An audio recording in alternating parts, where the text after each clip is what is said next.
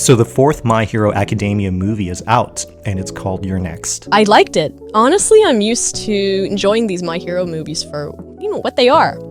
They're outside of the main continuity, and they kind of act as isolated stories. That's true. This fourth movie takes place after the events of the Paranormal Liberation War, which I think is season 6, because season 7 just wrapped up around the time of this recording, and we have one more announced season, which should be the last one. Wow, end of an era. I know the manga ended this year, but it still feels unreal that MHA is coming to an end.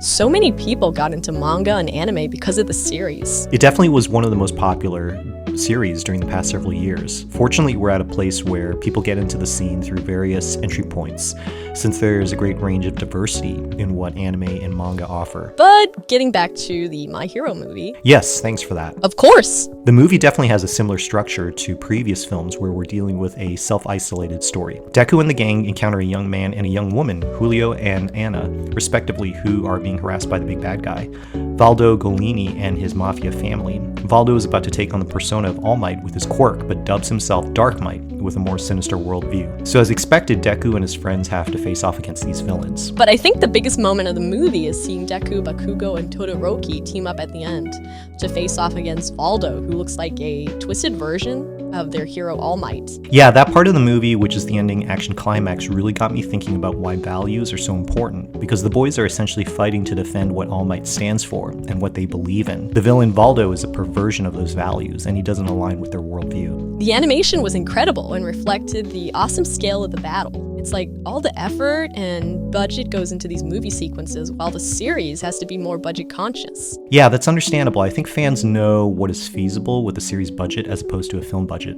But getting back to the climactic fight, I think it was a turning point for Deku, Bakugo, and Todoroki in their own hero journeys. They had to recognize what was fake and to take a stand on what they believe, which is always part of the maturation process we also experience in real life. Like a canon moment from Across the Spider-Verse movie. Major turning point for the boys. Those are the moments that we look back on, like milestones, and we realize that the choices we make actually define us. That's why it resonates so deeply with us when heroes like Deku not only take a stand against visually apparent evil, but also when that evil operates at a subliminal level within the areas of beliefs and values. Well, I can't wait for the final season of this show. Even though I know how the manga ends, it'll be historic to see it come to an end.